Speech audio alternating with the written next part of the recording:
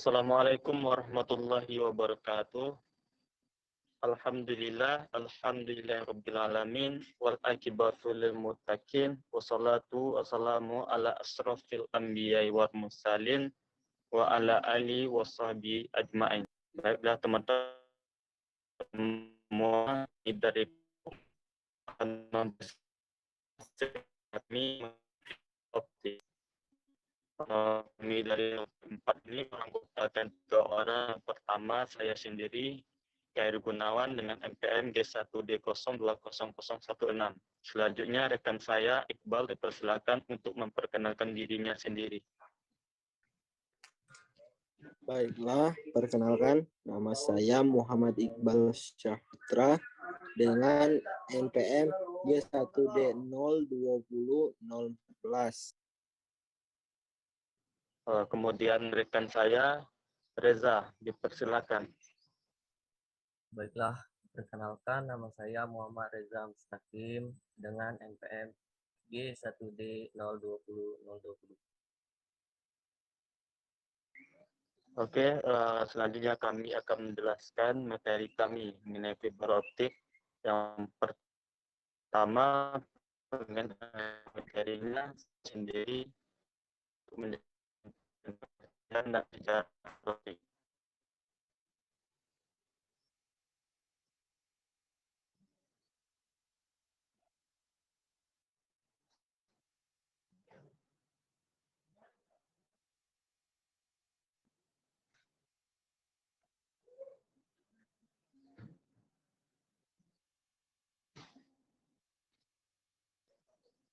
Oke, pengertian fiber optik.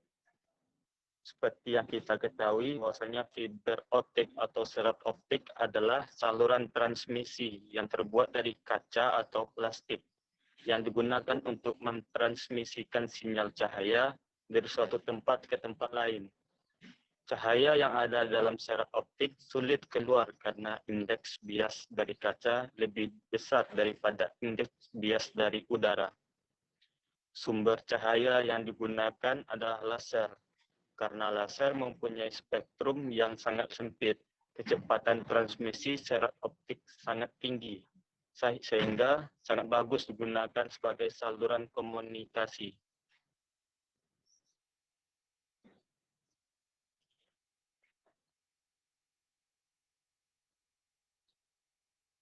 Next. Kemudian sejarah fiber optik. Penggunaan cahaya sebagai pembawa informasi sebenarnya sudah banyak digunakan sejak zaman dahulu.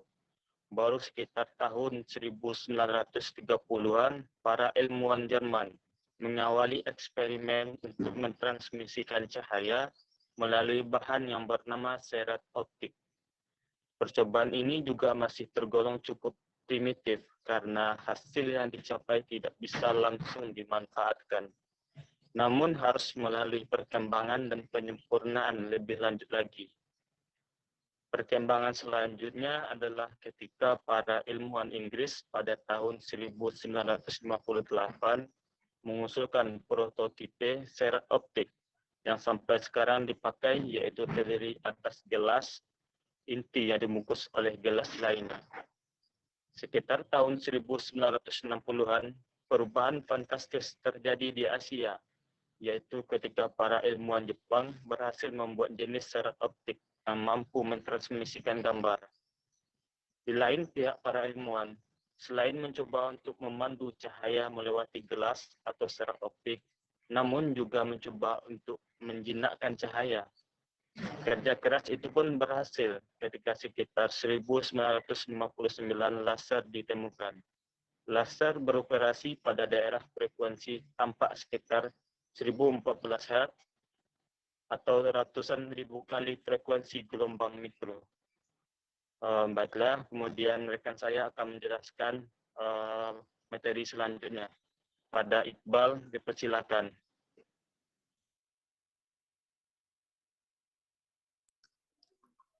Baiklah, selanjutnya prinsip kerja serat optik.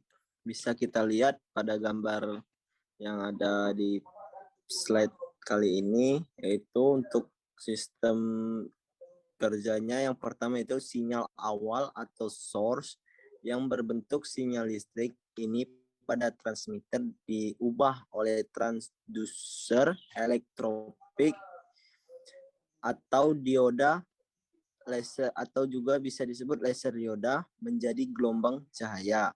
Selanjutnya yaitu yang kedua, gelombang cahaya selanjutnya ditransmisikan melalui kabel serat optik menuju penerima atau receiver yang terletak pada ujung lainnya dari serat optik.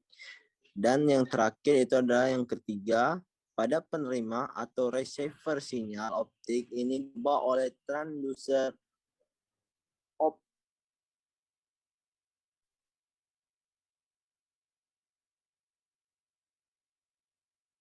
dari transmitter menuju receiver biasanya akan terjadi redaman cahaya di sepanjang kabel optik.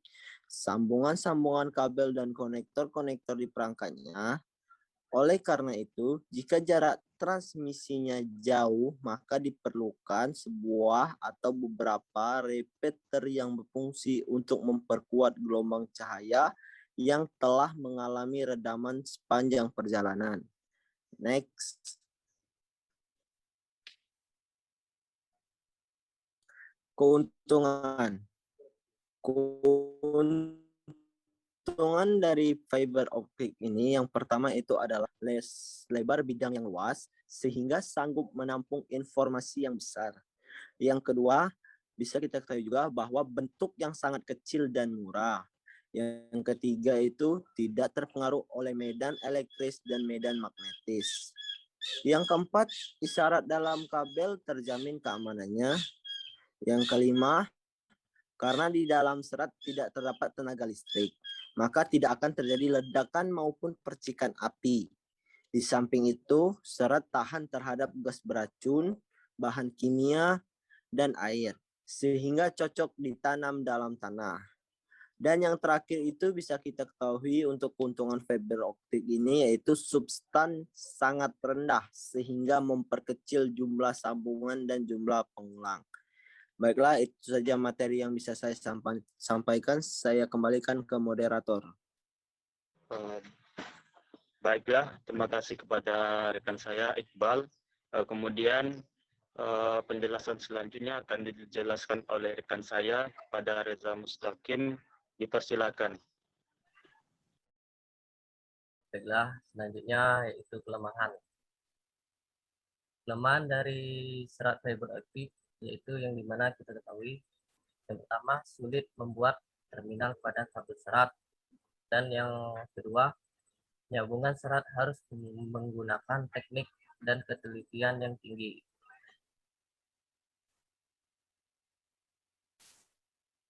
Dan kesimpulan, sistem komunikasi data menggunakan fiber optik telah berkembang dengan pesat dan merupakan teknologi maju.